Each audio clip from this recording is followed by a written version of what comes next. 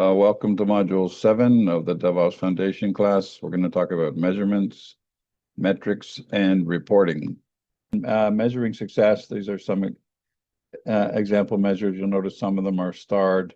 So when you're measuring speed, things like the DORA metrics of change lead time, cycle times, deployment frequency. Also, you can measure throughput, work in progress. So on quality measures, the DORA metric change failure rate, it relates to quality, but you could also look at deployment success rates, incidents, defects. Under stability, measuring mean time to detect incidents, MTDD, mean time to recover or repair, and mean time to restore service, which is one of the DORA metrics. And culture, things like retention of people, loyalty, net promoter scores, engagement, morale, knowledge sharing is also important. So those are the 4 big categories of metrics that are certainly recommended to have some measures for all these things. This would show proof that DevOps practices do benefit the organization and requires examining the different factors to influence overall IT performance. If you're measuring these things and they're getting better, then your overall performance is likely to improve according to the research. Okay, a little activity, 10 minutes set aside just to self-reflect on these questions. Think about the previous slide, those metrics we just talked about. Which of them do you currently measure? How and when do you measure them? How do you report, to whom and when? What actions are taken as a result of those measurements? So think about those measures and jot down some notes for yourself and reflect on those measures. Stop the video and do that. Okay, assuming you did that, I'm going to move on. Let's talk about change lead and cycle times in particular. So lead time is the total elapsed time from the point when user stories enter the backlog until the time is completed, including time spent waiting for a backlog. So that's just how the definition of lead time. Actually, lead time in general is, the time from some event to some other event. So it's the total time to go from A to B, basically, in general. But lead time for software is typically, looking at from user story in the planning phase until it's completed, and all the time, including all the time waiting. So it includes wait time. Whereas cycle time, just as a definition, is the time it takes for a story to go from being in progress to done. So it's, in other words, just a segment of the whole lead time. So lead time and together with cycle time together with wait time basically equals lead time. Lead time is the total end-to-end time, which includes the time in the different steps plus the wait time between steps. That'll come up on the quiz. Okay, different guidelines for IT performance. Certainly don't just measure outputs of steps. You really want to measure the outcomes. What's the actual value that's delivered? Not just the productivity of an individual step, but overall outcomes from productivity. We talk about sometimes maturity and measure, and what's your benchmark for maturity? Maturity per se is not what you want. You really want to understand the capabilities that lead to more mature capability. Measuring lines of code, velocity, utilization, things like that per se, it's better to measure things like delivery lead time, so more like outcomes, deployment frequency, time to restore, change failure rates, are more outcome-oriented measures. Individual or local measures are not as important as overall team or global organization measures. So those are better indicators of how well your business is doing, the IT is doing, planned work is getting handled, and unplanned work is getting taken care of. Here's a case story, Societe Generale. Carlos, the Global Chief Technology Officer, said it's important to establish 2 sets of indicators.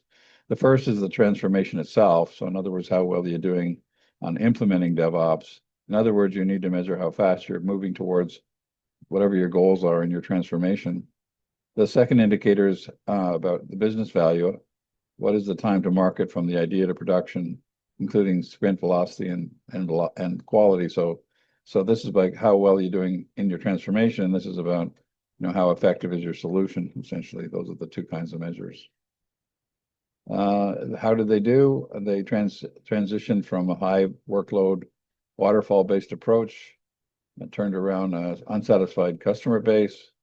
Continuous delivery has basically resulted in a 45% reduction in time to market, 10% savings in their very considerable operating budget, so a lot of savings.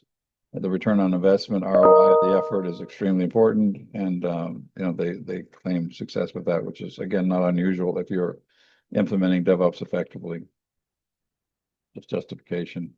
This is a kind of a complex pyramid. Gartner, the research company, published this pyramid, and it's talking about different kinds of metrics, starting at the kind of lowest tier operational metrics, things like users per internal full-time engineer.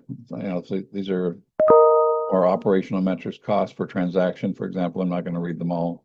At the second tier is things like service quality and service velocity. So it's the service layer, things like mean time to repair, cycle times, deployment frequency, production support, deployment success rates.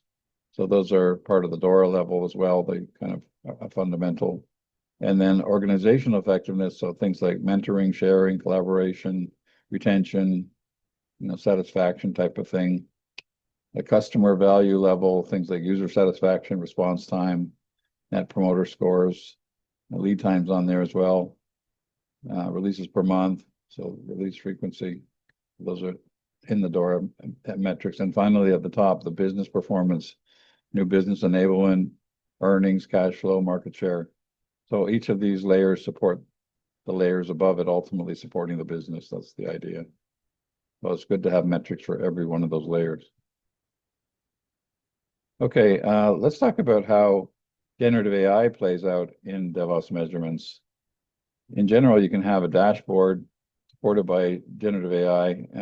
It's good to have a dashboard to get a real-time insights into the status, performance, and health of software deployment and development at a glance, rather than having to go look for logs or get some kind of alert or something. The dashboard gives you a summary, usually already organized, and metrics and trends, and that gives you a lot of information, in one window, or at least a set of organized windows.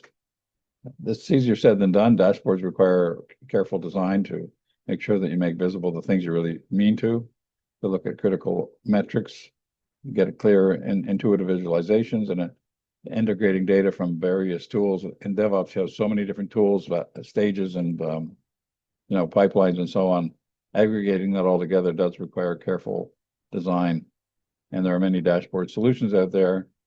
You need to customize them for your own environment, and strongly recommend that any DevOps project has, at least in parallel with the implementation of things like pipelines, to have a project to implement the dashboards to demonstrate the results as well. So here's some use cases for AI and machine learning for DevOps measurements. In general, generative AI as well as machine learning for DevOps can provide real-time insights, predictive analytics, anomaly detections, improvements, enhanced efficiency, reliability, and proactive management.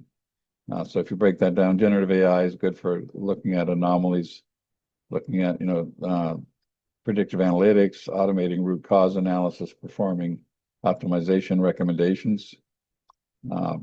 Whereas AI ops is using machine learning, on top of a large data set to detect anomalies in the data, predict performance issues, diagnose underlying causes, and provide guidance where DevOps teams should focus their efforts to improve workflow and make this right decisions. So the cool thing about AI ops is it can analyze a lot of data more than the human can and look for trends and anomalies in that data, whereas generative AI is more focused on typically a smaller data set. Once you already have some results, you can use Gen AI to do further analysis on that.